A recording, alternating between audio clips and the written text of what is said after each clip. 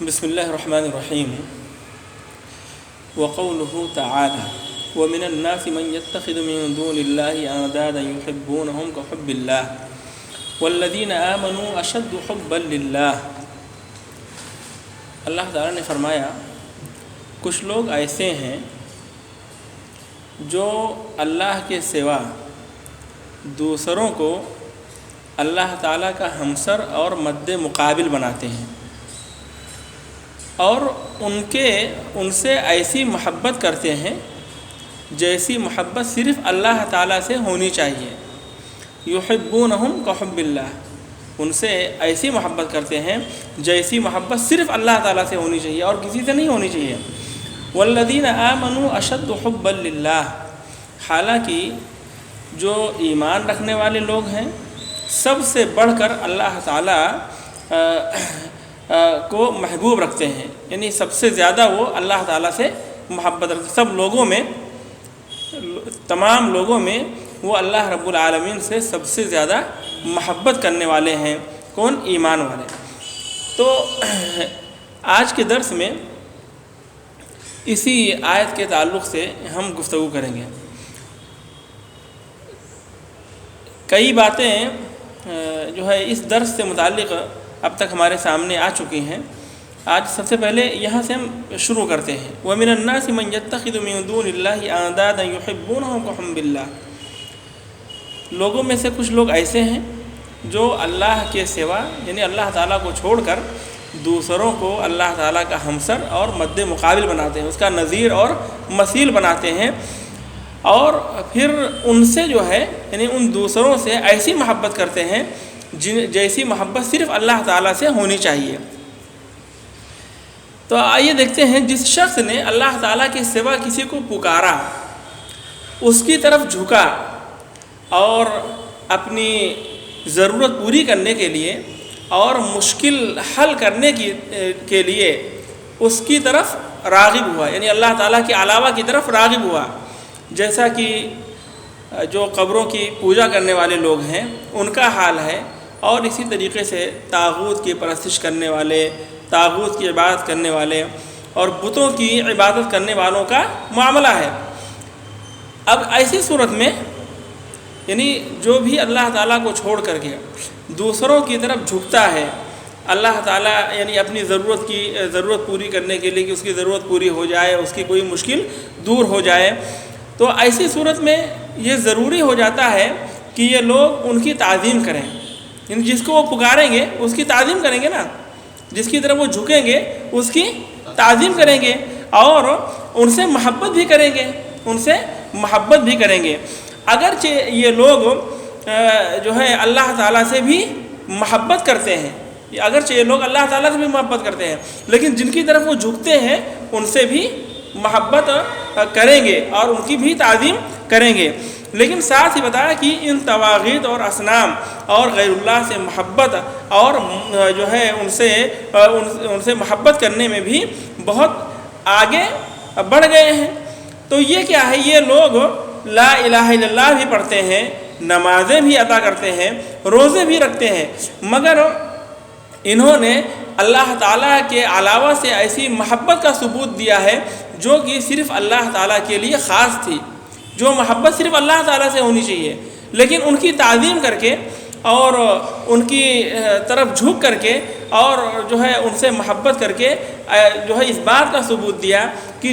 جیسی محبت صرف اللہ تعالیٰ سے ہونی چاہیے ویسی محبت ان سے یہ لوگ کر رہے ہیں۔ اس لیے یہ اللہ تعالیٰ کے ساتھ شرک فی المحبت ہوا، شرک فی المحبہ ہوا، اور یہ لوگ اللہ تعالیٰ کے ساتھ شرک فی المحبہ کے مرتکب ہوئے، یعنی محبت میں بھی اللہ رب العالمین کی محبت میں بھی کسی کو شریک نہیں کرنا چاہیے، اور اللہ تعالیٰ کے سوا دوسروں کو انداد معبود بنانے کی وجہ سے انہوں نے غیر اللہ کی عبادت بھی کی۔ تو یہ سب شرک ہے، اور شرک وہ قبیح فعل ہے جو ہر عمل کو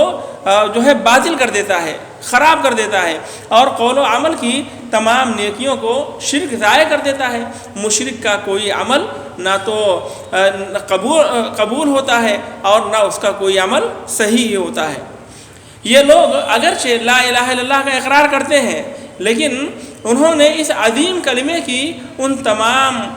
پابندیوں کو، یعنی اس کلمے کا جو تقاضا ہے، اس کلمے کے تمام قیود کو ایک طرف رکھ دیا ہے۔ کیا کر دیا ہے؟ ایک طرف رکھ دیا ہے، جن کا اس کے ساتھ ہونا ضروری ہے، یعنی جن قیود کا اور جن پابندیوں کا اس کلمے کے ساتھ ہونا ضروری ہے، وہ ساری پابندیاں اٹھا کر کے انہوں نے ایک طرف رکھ دی ہے۔ ان پابندیوں میں سے ایک پابندی اس کے جو ہے اس کلمے، یعنی یہ کلمہ جس پر دلالت کر رہا ہے، تو اس کے مدلول کے ساتھ کلمے کا علم اور اس کے تمام تقاضوں کو پیش نظر رکھنا ہے۔ یعنی کلمے کا تقاضا کیا ہے اور جو ہے کلمے کا علم، جیسے آپ نے جو 7 شرطیں اور 8 شرطیں پڑھی ہیں نا، ان تمام چیزوں کو سامنے رکھنا ہے، مگر یہ لوگ اس کے معنی اور علم سے بالکل بے خبر ہیں اور جاہل رہے ہیں، جس کی وجہ سے انہوں نے اللہ تعالیٰ کی محبت میں دوسروں کو شریک ٹھہرا لیا ہے۔ یہ کلمہ شرک کی نفی کرتا ہے، لیکن یہ لوگ اپنی جہالت کی بنا پر اس کی نفی نہیں کر پائے، یعنی شرک کی نفی نہیں کر پائے، اور جس اخلاص اور توحید کا ثبوت ہو، یعنی اس کلمے میں جس اخلاص اور توحید کا اس بات ہے، اس کا اس بات بھی یہ لوگ نہیں کر سکے۔ انہوں نے یقین، یعنی یہ پختہ یقین ہوتا ہے، اس کو قبول نہیں کیا۔ اگر یہ لوگ کلمے کا علم حاصل کر لیتے تو بلا شبہ ان تمام تقاضوں کو بھی پورا کرتے، ان تمام تقاضوں کو پورا کرتے جو کلمہ کی اصل اور اساس تھے، جو تقاضے کلمے کی اصل ہیں اور جو ہے اساس ہیں، بنیاد ہیں، جڑ ہیں، ان تمام کو یہ لوگ پورا کرتے۔ اس میں وہ کفر و شرک کے اندھیروں سے بھی نکل جاتے اور کفر و شرک کے اندھیروں سے نکل کر ہدایت اور توحید کی جو ہے شمع روشن کرنے میں کامیاب ہو جاتے، اور غیر اللہ کی محبت اور عبادت کو قطعی طور سے جو ہے ترک کر دیتے، اور غیر اللہ کی بات یہ لوگ ہرگز نہیں کرتے۔ اللہ رب العالمین کا ارشاد ہے، والذین آمنوا اشد حبا للہ، جو لوگ ایماندار ہیں۔ یعنی یہ بات تو ان لوگوں کی ہوئی جو دوسروں کو اللہ رب العالمین کا شریک بنا لیتے ہیں اور ان کو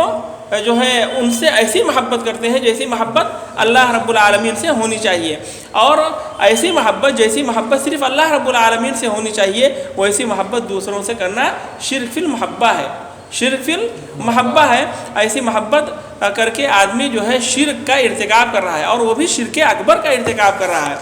لیکن اللہ رب العالمین نے مومنوں کی حالت بتائی، والذین آمنوا اشد حبا للہ، جو ایماندار لوگ ہیں، جو مومنین ہیں، وہ اللہ کے ساتھ سب سے زیادہ محبت رکھتے ہیں،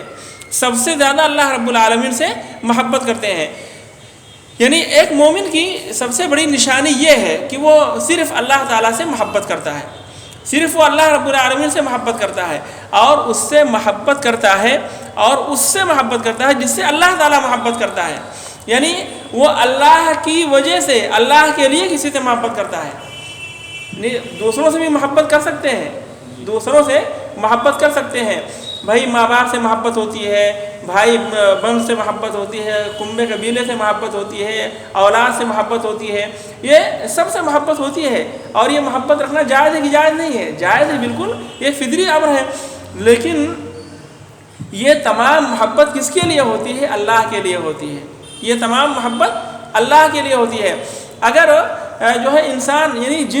جن اشخاص سے، جن لوگوں سے اللہ رب العالمین نے محبت کرنے کا حکم دیا ہے، ان لوگوں سے بھی محبت اگر اللہ کے لیے نہیں ہے تو وہ محبت بھی غلط ہے، وہ محبت بھی درست نہیں ہے، صحیح نہیں ہے۔ تو جو ہے ایک مومن کی بدائی کی سب سے بڑی نشانی یہ ہے کہ وہ صرف اللہ تعالیٰ سے محبت کرتا ہے، اور اس شخص سے محبت کرتا ہے جس سے اللہ تعالیٰ محبت کرتا ہے، اور اپنے اعمال کو صرف اللہ کو خوش کرنے کے لیے، اللہ تعالیٰ کے لیے خالص کر لیتا ہے، اللہ کے لیے کو خوش کرنے کے لیے کرتا ہے، اور اللہ کے سوا جس کی بھی عبادت ہو رہی ہے اس کو ماننے سے انکار کر دیتا ہے۔ یہ ایک سچے مومن کی یہ نشانی ہوتی ہے۔ تو جس شخص کے دل میں حق کو قبول کرنے کی معرفت ہوگی، پہچان ہوگی، وہ ان آیات بینات سے لا الہ الا اللہ کا مفہوم اور معنی اچھی طرح سمجھ لے گا، اور توحید کے بارے میں اس کی بصیرت چمک اٹھے گی، جس کی دعوت تمام انبیاء کرام علیہ الصلوۃ والسلام نے دی ہے۔ اب دیکھیے اس آیت کریمہ کے اندر بھی اس وَمِنَ النَّاسِ مَن يَتَّخِذُ مِن دُونِ اللَّهِ أَندَادًا يُحِبُّونَهُمْ كَحُبِّ اللَّهِ وَالَّذِينَ آمَنُوا أَشَدُّ حُبًّا لِلَّهِ۔ آپ اس میں غور کریں تو اس میں بھی لا الہ الا اللہ کا معنی موجود ہے، لا الہ الا اللہ کا معنی موجود ہے، لا الہ الا اللہ میں نفی اور اثبات ہے، اس میں بھی نفی اور اثبات ہے، یعنی اللہ رب العالمین نے جو ہے محبت کو بھی اپنی ذات تک محدود رکھا ہے کہ صرف محبت، یعنی کیسی محبت؟ تعظیم والی محبت اور عبادت والی محبت یہ صرف اللہ رب العالمین سے ہونی چاہیے اور کسی سے نہیں ہونی چاہیے۔ تو ہر ایک سے محبت کی نفی اور اس کے بعد میں اللہ تعالیٰ ہی کے لیے محبت کا اثبات ہے، تو اس کا بھی معنی وہی ہے جو لا الہ الا اللہ کا ہے۔ گویا کہ یہ آیت بھی لا الہ الا اللہ کی تفسیر ہے، یہ آیت کریمہ بھی لا الہ الا اللہ کی تفسیر ہے۔ تو اللہ رب العالمین نے قرآن مجید میں فرمایا کہ اولئک الذین یدعون، بتا کہ انبیاء کرام نے اسی کی دعوت دی۔ تو قرآن کریم کی آیت اولئک الذین یدعون یبتغون الی ربہم الوسیلۃ ایہم اقرب، اور پہلے کی آیت یعنی پہلے کی آیت کی تشریح ہے یہ آیت اولئک الذین یدعون یبتغون الی ربہم الوسیلۃ ایہم اقرب، اور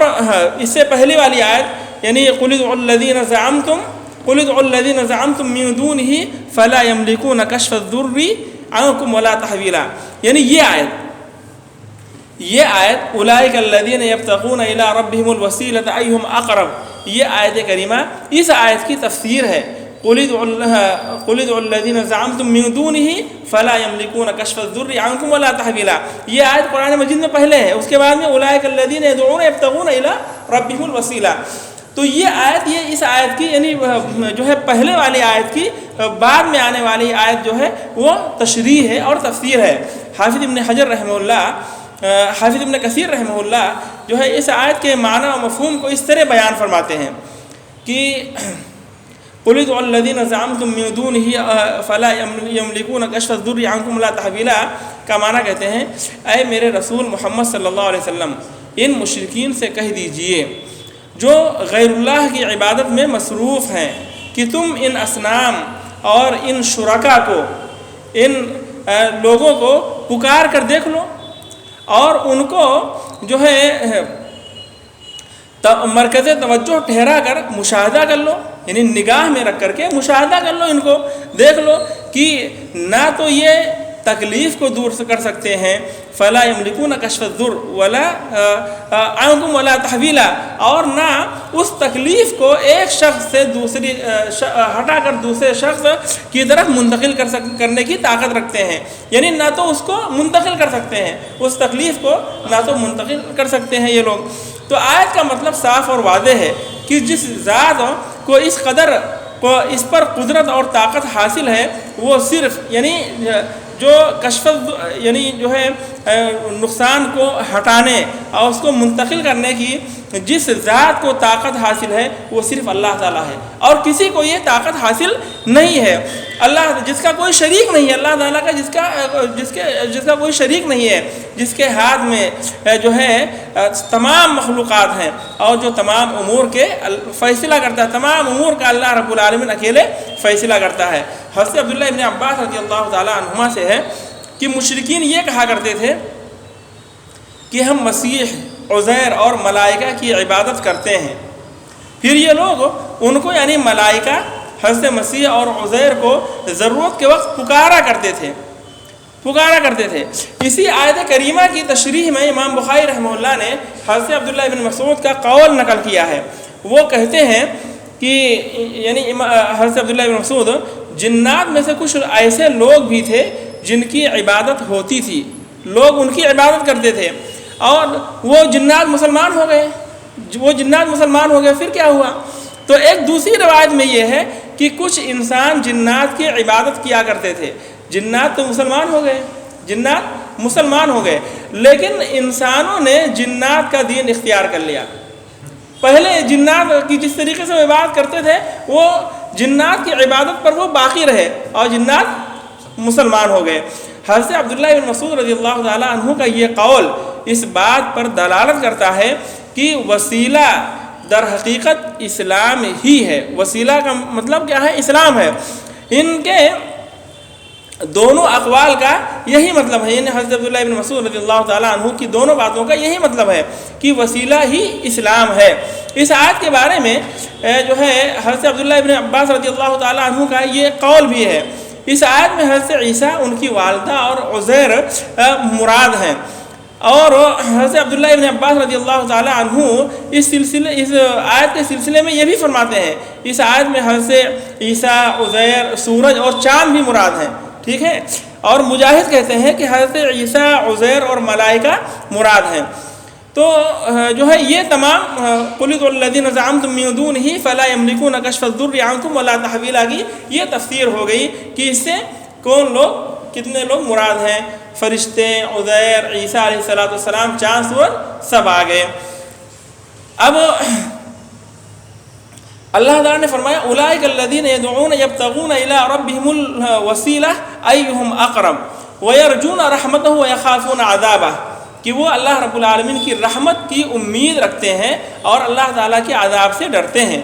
جب کوئی شخص دعا کے لیے ہاتھ اٹھاتا ہے یا اللہ تعالیٰ کی بارگاہ میں کوئی فریاد کرتا ہے تو یہ ضروری ہے کہ اس کا دل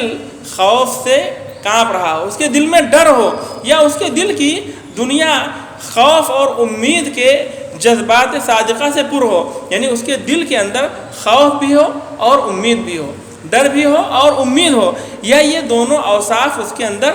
جو ہے موجود ہوں۔ اس کے بغیر عبادت کی تکمیل نہیں ہوتی ہے، ناممکن ہے کہ عبادت مکمل ہو، کہ انسان جب اللہ رب العالمین کی بارگاہ میں ہاتھ اٹھائے اور اس کے دل میں جو ہے نہ تو خوف ہو نہ امید ہو، بس ایسے ہی ہاتھ اٹھائے ہوئے ہے، تو اس سے عبادت مکمل نہیں ہوتی ہے، یہ دعا ہی نہیں ہے، ایسی دعا قبول بھی نہیں ہوتی ہے۔ اس لیے ضروری ہے کہ انسان جو ہے اس کے اندر امید کا بھی جذبہ ہو اور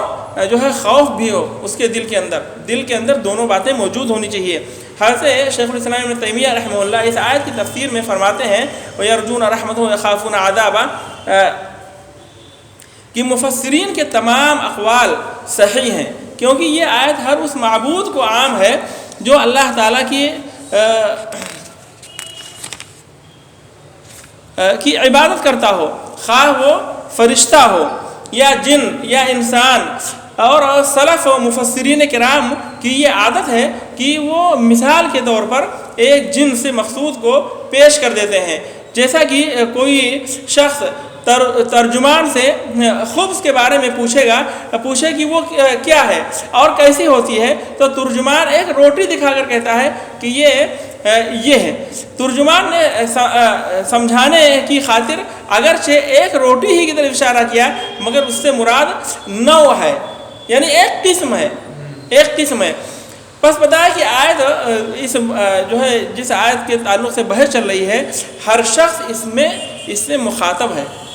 ہر شخص اس کا مخاطب ہے جو اللہ تعالیٰ کے سوا کسی اور کو پکارتا ہے، اور یہ مدعو ایسا ہے، یعنی جس کو پکارا جا رہا ہے یہ ایسا ہے جو خود اللہ تعالیٰ کی طرف وسیلہ بھی تلاش کرتا ہے، یعنی یہ تمام لوگ جن کے بارے میں بتایا گیا، اس کی رحمت کا خواہاں ہے، رحمت کو بھی تلاش کرتا ہے اور اس کے عذاب سے خائف بھی ہے۔ چنانچہ ہر وہ شخص جو کسی میت کو یا انبیاء اور صالحین میں سے کسی کو پکارے، چاہے جو ہے فریاد کے الفاظ میں یا کسی اور قسم کے الفاظ میں، سب کو یہ آیت کریمہ شامل ہے، جیسے کہ ملائکہ اور جنات کو شامل ہے۔ اللہ تعالیٰ نے ان سب کو پکارنے سے منع کیا ہے، اور اس بات کی یہاں وضاحت کی ہے کہ پکارنے والوں کو تکلیف کو نہ تو دور سے کر سکتے ہیں یہ لوگ اور نہ ان سے ہٹا سکتے ہیں، دوسرے شخص کو تکلیف میں، اور نہ ان سے ہٹا کر دوسرے شخص کو تکلیف میں مبتلا کر سکتے ہیں، یا اس کو ایسی جگہ پھیر دیں جہاں مطلب کسی کو نقصان نہ ہو۔ اللہ تعالیٰ نے لفظ تحویل کو نکرہ استعمال کیا ہے کہ وہ کسی قسم کی تکلیف کو ہٹانے یا اس کو منتقل کرنے کی قدرت نہیں رکھتے، کسی بھی چاہے چھوٹی تکلیف ہو یا بڑی تکلیف ہو۔ پر جو شخص کسی میت کو پکارتا ہے یا کسی غائب کو پکارتا ہے، چاہے وہ نبی ہو یا ولی ہو یا فرشتہ ہو یا کوئی بھی ہو، یعنی سورج چاند ستارہ کوئی بھی ہو، وہ ایسی چیز کو پکارتا ہے جو نہ اس کی مدد کر سکتی ہے، نہ اس کی تکلیف دور کر سکتی ہے، اور نہ اس کی تکلیف کو جو ہے کسی دوسرے طرف منتقل رکھنے کی طاقت رکھتی ہے۔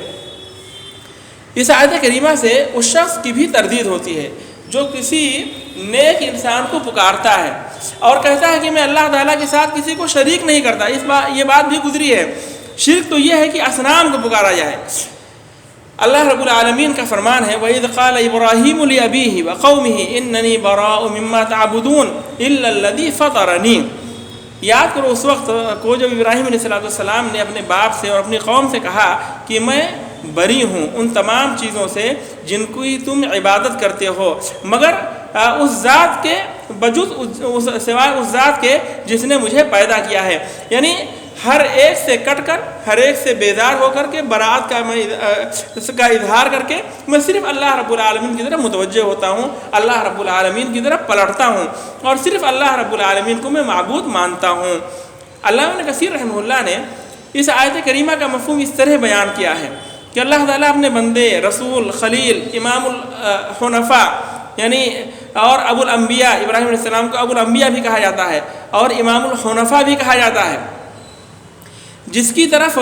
تمام قریش نسب اور مذہب میں اپنے آپ کو منسوب کرتے تھے۔ قریش جو ہے تمام کے تمام ابراہیم علیہ السلام کی طرف اپنی نسبت کرتے تھے اور کہتے تھے کہ ہم ابراہیم علیہ السلام کے دین پر ہیں۔ کے بارے میں اللہ تعالیٰ نے ابراہیم علیہ السلام کے بارے میں فرمایا کہ وہ اپنے باپ اور اپنی قوم سے بالکل الگ تھلگ ہو گئے تھے اور انہوں نے ان کے اصنام اور اوثان سے قطع تعلق کر لیا تھا، بالکل سے بیدار ہو گئے تھے، کوئی ان سے کوئی تعلق نہیں تھا۔ اننی براء مما تعبدون کہا الا الذی فطرنی فانہ سیہدین۔ چنانچہ اللہ رب العالمین نے فرمایا وجعلها کلمۃ باقیۃ فی عقبہ لعلہم یرجعون۔ اس آیت میں کلمہ سے مراد، اس سب کی تفسیر پہلے ہو چکی ہے لیکن چونکہ کچھ مزید اس کے اندر باتیں آ گئی، اس واسطے اس کو مقرر جو ہے بتایا جا رہا ہے۔ اس آیت میں کلمہ سے مراد صرف اللہ تعالیٰ کی عبادت ہے جس میں کوئی شریک نہ ہو اور جس میں اصنام اوثان کی عبادت سے بیزاری کا اظہار کیا گیا ہو۔ در حقیقت اسی کو لا الہ الا اللہ کہا جاتا ہے۔ اس کلمے کو اللہ تعالیٰ نے ابراہیم علیہ السلام کی اولاد میں باقی رکھا تاکہ آئندہ نسل انسانی اس کی اقتدا کرتی رہے اور اسے اپنے لیے مشعل راہ بنا لے۔ حضرت اکرمہ، مجاہد، ضحاک، قتادہ اور سدی وغیرہ نے کلمہ سے مراد لا الہ الا اللہ لیا ہے۔ ان کا کہنا ہے کہ ابراہیم علیہ السلام کی اولاد میں کوئی نہ کوئی شخص ضرور باقی رہے گا جو اس کلمے کے تقاضوں کو پورا کرتا رہے گا۔ علامہ ابن جریر رحمہ اللہ قتادہ سے روایت کرتے ہیں کہ مشرکین یہ اقرار کرتے تھے کہ ہمارا رب اللہ تعالیٰ ہے، جیسا کہ قرآن نے بھی نقل کیا ہے وَلَئِن سَأَلْتَهُم مَّن خَلَقَهُمْ لَيَقُولُنَّ اللَّهُ۔ اس قول کو ابن جریر کے علاوہ جو ہے اور لوگوں نے بھی بیان کیا ہے۔ ابن جریر اور ابن المنذر رحمہ اللہ قتادہ سے روایت کرتے ہیں کہ کلمہ باقیہ سے مراد باقی رہنے والے کلمے سے مراد اخلاص اور توحید ہے، اور یہ حضرت ابراہیم علیہ السلام کی اولاد میں ایسے اشخاص ضرور باقی رہیں گے جو فقط اللہ تعالیٰ کی عبادت اور اس کی توحید پر قائم رہیں گے۔ مصنف رحمہ اللہ نے بتایا کہ اس کے اندر کچھ مسائل ہیں، اور اس یہ کہہ کر کے مسائل کے عنوان کے تحت فرماتے ہیں کہ اللہ تعالیٰ نے ذکر کیا وَذَكَرَ سُبْحَانَهُ أَنَّ هَذِهِ الْبَرَاءَ وَهَذِهِ الْمَوَالَاتِ هِيَ شَهَادَةُ أَن لَا إِلَهَ إِلَّا اللَّهُ۔ ابراہیم علیہ السلام نے جو براءت کا اظہار کیا اور موالات کا اظہار کیا، دوستی اور تعلق کا اظہار کیا، یعنی تمام معبودان باطلہ اور مشرکین سے براءت کا اظہار کیا، اور اللہ رب العالمین سے جو ہے موالات کا اظہار کیا، تعلق کا اظہار کیا کہ میرا تعلق صرف اللہ رب العالمین سے ہے، تو بتایا کہ یہ لا الہ الا اللہ کی گواہی کا یہی مطلب ہے۔ لا الہ الا اللہ کی گواہی کا مطلب یہی ہے۔ اسی مفہوم کو علامہ ابن قیم رحمہ اللہ نے بھی بیان کیا ہے۔ اللہ رب العالمین کے اس فرمان اتخذوا احبارهم ورهبانهم اربابا من دون اللہ، اس پر بھی گفتگو ہوئی ہے، لیکن تھوڑی گفتگو ہم آج بھی اس پر کرنا چاہتے تھے۔ تو یہ اللہ رب العالمین نے فرمایا اتخذوا احبارهم ورهبانهم اربابا من دون اللہ، انہوں نے اپنے علماء کو اور اپنے پیروں کو، رہبان یعنی عبادت گزار لوگوں کو، درویشوں کو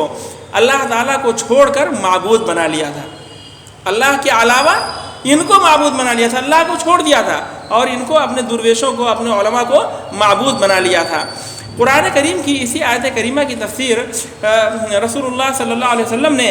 خود حضرت عدی بن حاتم کے سامنے بیان فرمائی۔ وہ یہ کہ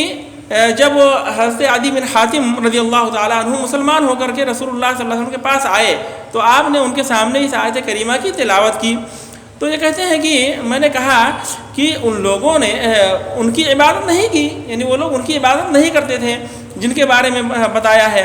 تو آپ نے فرمایا کیوں نہیں؟ ان کے احبار یعنی عالموں اور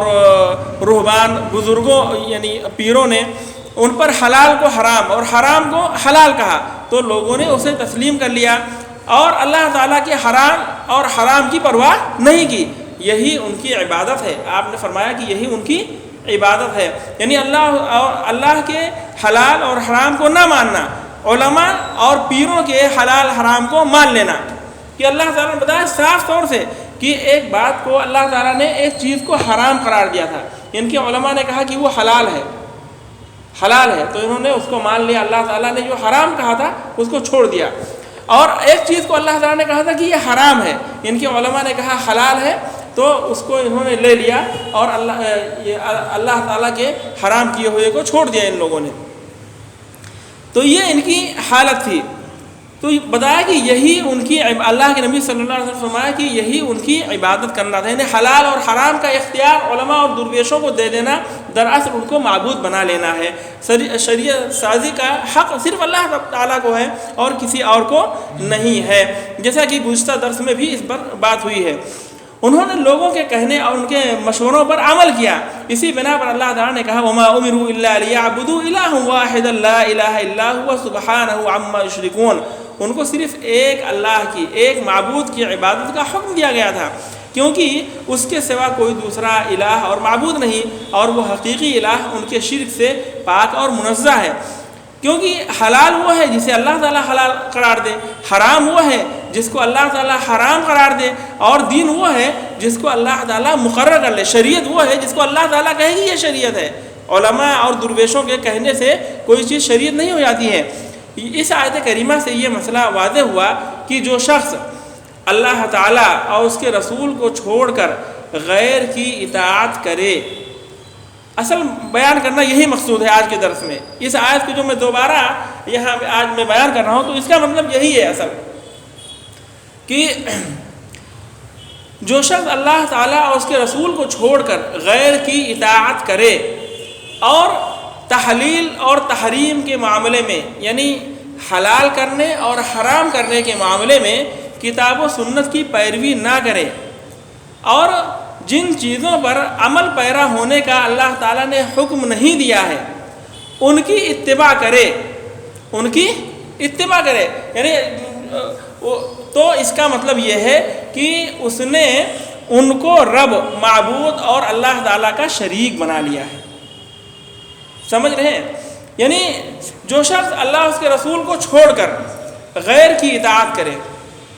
اور جو ہے تحلیل اور تحریم کے معاملے میں کتاب و سنت کی پیروی نہ کرے، یعنی قرآن اور حدیث میں جس کو قرآن اور حدیث نے حلال اور حرام کہا ہے اس کی پیروی نہ کرے، اس کو حلال حرام نہ مانے، اور جو ہے جن باتوں پر عمل کرنے کا اللہ تعالیٰ نے حکم ہی نہیں دیا ہے ان پر وہ عمل کرنا شروع کر لے، ان پر وہ عمل کرنے لگے، تو اس کا مطلب یہ ہے کہ اس نے ایسے لوگوں کو رب اور معبود اور اللہ کا شریک بنا لیا ہے۔ یہ جو ہے طریقہ دین الہی اور توحید لا الہ الا اللہ کے سراسر خلاف ہے، یہ طریقہ دین الہی کے خلاف ہے، لا الہ الا اللہ کے خلاف ہے۔ الہ اور معبود ایک ہی بات ہے، اور اللہ تعالیٰ نے غیر اللہ کی اطاعت کو عبادت سے تعبیر فرمایا ہے، یعنی غیر اللہ کی اطاعت دراصل ان کی عبادت ہے۔ معبودین کو ارباب کے نام سے اللہ تعالیٰ نے موسوم کیا، یعنی ان کو معبود کو کیا کہا؟ ارباب کہا، رب کی جمع ارباب، جیسا کہ اللہ تعالیٰ فرماتا ہے وَلَا يَأْمُرَكُمْ أَن تَتَّخِذُوا الْمَلَائِكَةَ وَالنَّبِيِّينَ أَرْبَابًا، اور نہ اس کو یہ حق ہے کہ وہ تمہیں یہ حکم دے کہ تم اس کے فرشتوں اور رسولوں کو رب بنا لو، یعنی عبادت میں اللہ تعالیٰ کے شریک نہ بناؤ۔ أَيَأْمُرَكُمْ بِالْكُفْرِ بَعْدَ إِذْ أَنْتُمْ مُسْلِمُونَ، تمہارے اسلام لانے کے بعد وہ تم کو کفر کرنے کا حکم کیسے دے سکتا ہے؟ کہ وہ تم کو کفر کرنے کا حکم دے گا کہ جو ہے تم ان کی عبادت کرو؟ ایسا ہرگز نہیں ہو سکتا ہے کہ اللہ تعالیٰ تم کو کہے کہ تم کافر ہو جاؤ، یہی شرک ہے۔ اور ہر معبود کیا ہے؟ رب ہے، اور ہر مطاع جس کی اطاعت کی جاتی ہے، جس کی اللہ اس کے رسول کے احکام کو چھوڑ کر اطاعت کی جائے، وہ گویا رب اور معبود مان لیا گیا ہے، جیسا کہ اللہ تعالیٰ فرماتا ہے وَإِنْ أَطَعْتُمُوهُمْ إِنَّكُمْ لَمُشْرِكُونَ، اگر تم نے ان کی اطاعت قبول کر لی تو تم مشرک ہو جاؤ گے، تو یہاں اطاعت کو اللہ تعالیٰ نے عبادت کے طور پر پیش کیا ہے۔ اسی کا مطلب اور مفہوم کو مد نظر رکھ کر ان آیات کو اس باب میں مؤلف رحمہ اللہ نے ذکر کیا ہے۔ اب ان آیات کے مفہوم اور جو ہے اس آیت کے مفہوم میں کوئی فرق نہیں، بلکہ یہ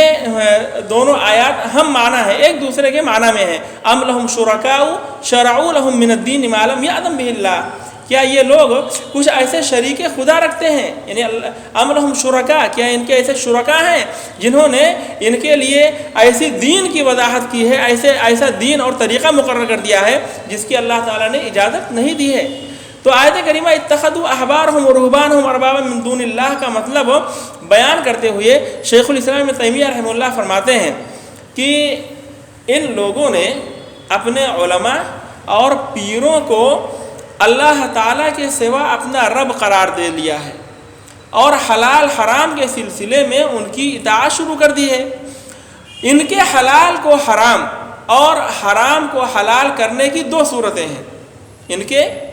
حلال کو حرام اور حرام کو حلال کرنے کی دو صورتیں ہیں۔ ایک صورت یہ ہے، یہ جانتے ہوئے کہ ان علماء اور پیروں نے اللہ تعالیٰ کے دین کو تبدیل کر دیا ہے، یعنی یہ جانتے ہیں، یہ جانتا ہے، یعنی ایک پیچھے چلنے والا، ان کی اتباع کرنے والا یہ جانتا ہے ان کے بارے میں، اپنے علماء اور پیروں کے بارے میں جانتا ہے کہ انہوں نے اللہ تعالیٰ کے دین کو تبدیل کر دیا ہے۔ اب ان کی جو ہے تبدیل کی ہوئی شریعت پر وہ عمل بھی کر رہا ہے، جانتا ہے کہ انہوں نے اللہ تعالیٰ کے دین کو تبدیل کر دیا، بدل دیا ہے، اور اس پر عمل بھی کر رہا ہے، اور یہ کہ وہ ان کا اعتقاد اور یقین کامل بھی ہو کہ ان لوگوں نے اللہ تعالیٰ کی حلال کردہ چیز کو حرام اور حرام کردہ چیز کو حلال کر دیا ہے۔ اس کے باوجود عمراء اور رؤسائے قوم کو خوش کرنے کے لیے، عمراء اور حکمرانوں کو خوش کرنے کے لیے یہ اس تبدیلی کو تسلیم کر رہے ہیں۔ دیکھیں کتنی بات ہے، یعنی بتایا کہ حلال کو حرام اور حرام کو حلال کرنے کی دو صورتیں ہیں۔ ایک یہ کہ یہ جانتے ہوئے کہ ان کے علماء اور پیروں نے اللہ تعالیٰ کے دین کو بدل دیا ہے، اور جو ہے ان کی بدلی ہوئی شریعت پر یہ عمل بھی کر رہے ہیں، اور ان کا یقین کامل اور اعتقاد بھی یہی ہے کہ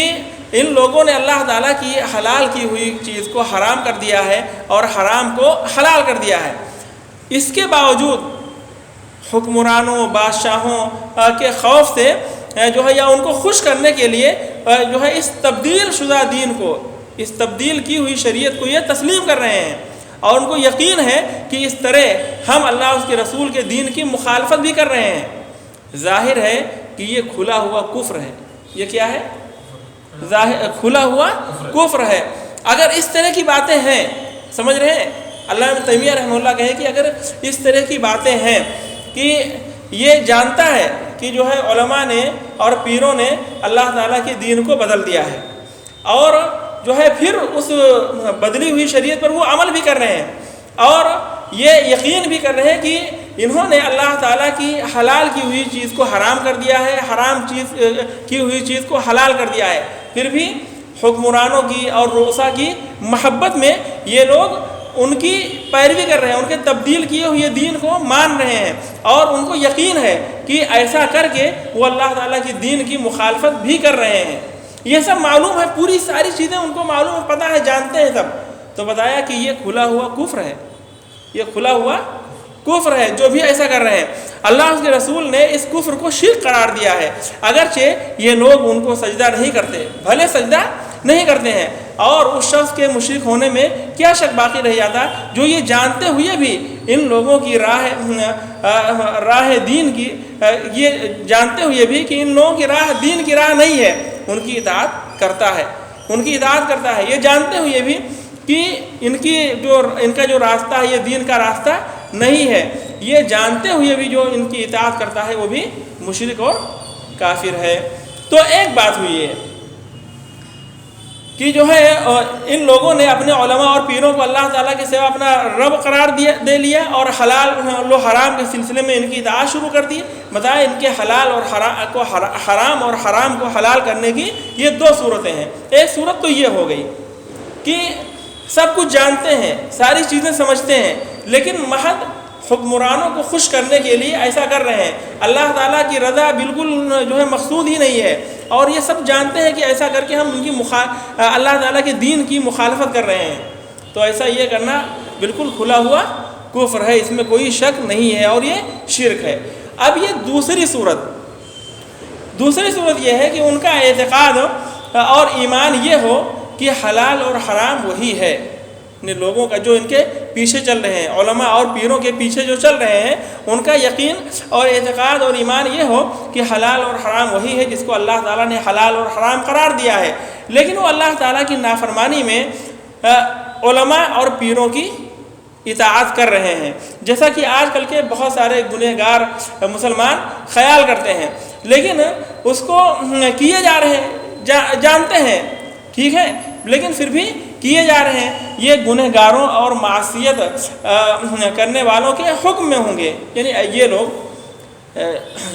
یعنی کیا بات ہوئی کہ جو دوسری ان کا اعتقاد اور ایمان یہ ہو کہ حلال اور حرام وہی ہے جو اللہ تعالیٰ جسے حلال اور حرام کہہ دے، لیکن اللہ تعالیٰ کی نافرمانی میں وہ ان کے پیچھے چل رہے ہیں، اپنے علماء اور جو ہے پیروں کے پیچھے چل رہے ہیں اللہ تعالیٰ کی نافرمانی میں۔ پہلے قول میں اور اس میں فرق کیا ہے، جو ہے اس میں انہوں نے اختیار دے رکھا ہے حلال اور حرام کا، اور انہوں نے کیا کہا کہ حلال اور حرام وہی ہے جسے اللہ تعالیٰ نے حلال اور حرام قرار دیا ہے، لیکن اللہ تعالیٰ کی نافرمانی میں ان کی اطاعت کر رہے ہیں، جسے آج بہت سارے مسلمان کر رہے ہیں۔ تو بتایا کہ یہ گناہ کا کام ہے اور معصیت کا کام ہے، جیسا کہ آپ صلی اللہ علیہ وسلم نے فرمایا انما الطاعۃ فی المعروف، یعنی کوئی بھی ہو، چاہے علماء ہوں، بزرگ ہوں، کوئی بھی ہو، کسی کی بھی اطاعت صرف معروف نیکی کے کاموں میں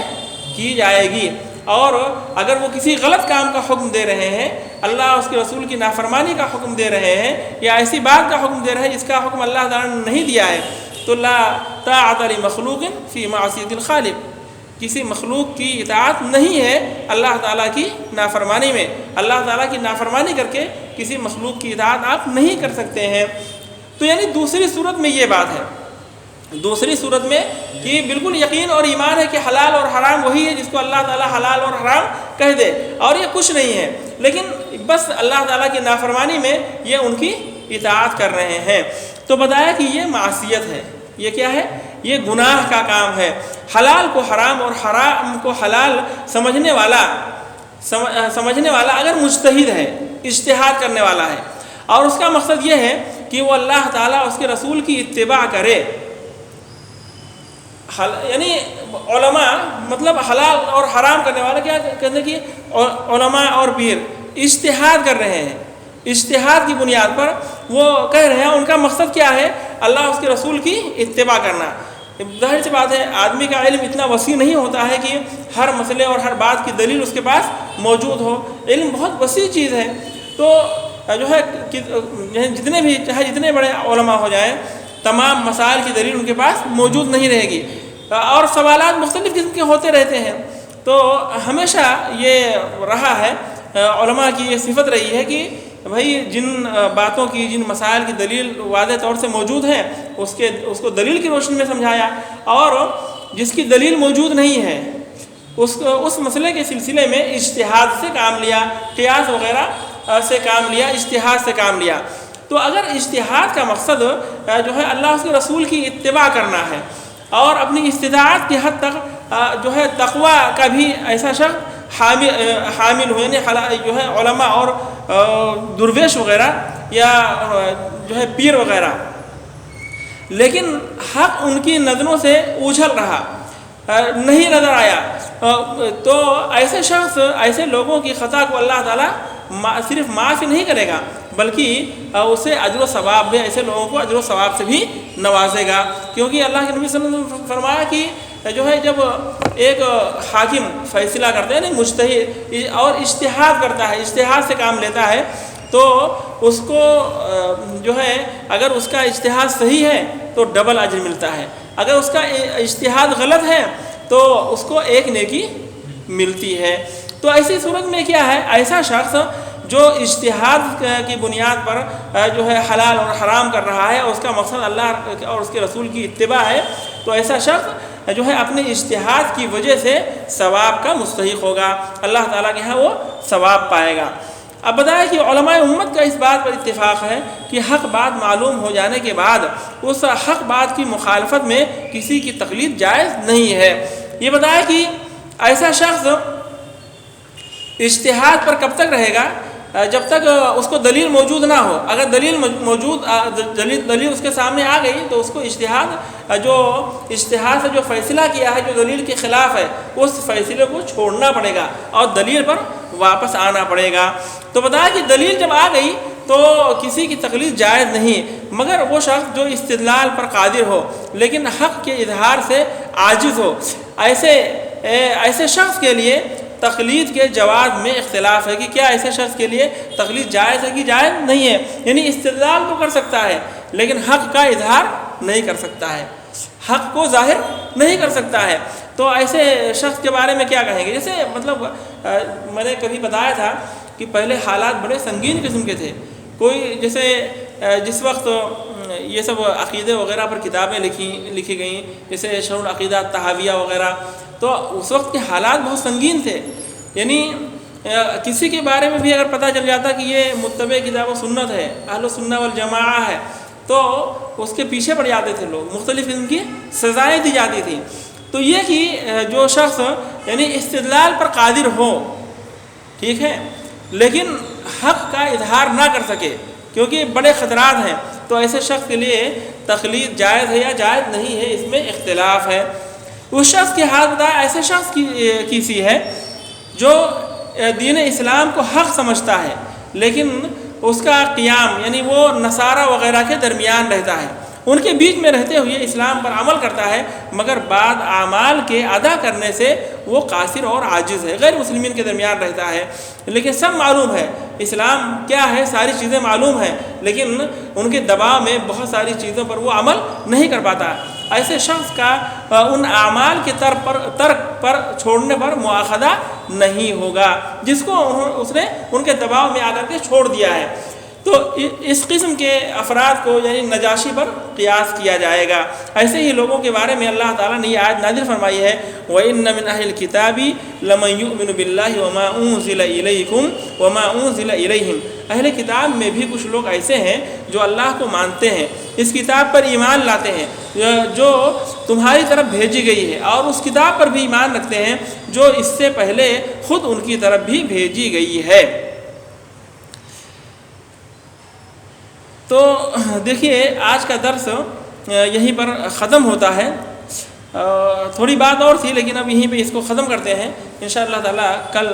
جو ہے دوسرے درس میں کچھ باتیں ذکر کی جائیں گی۔ سبحانک اللہم و بحمدک، اشہد ان لا الہ الا انت، استغفرک و اتوب الیک۔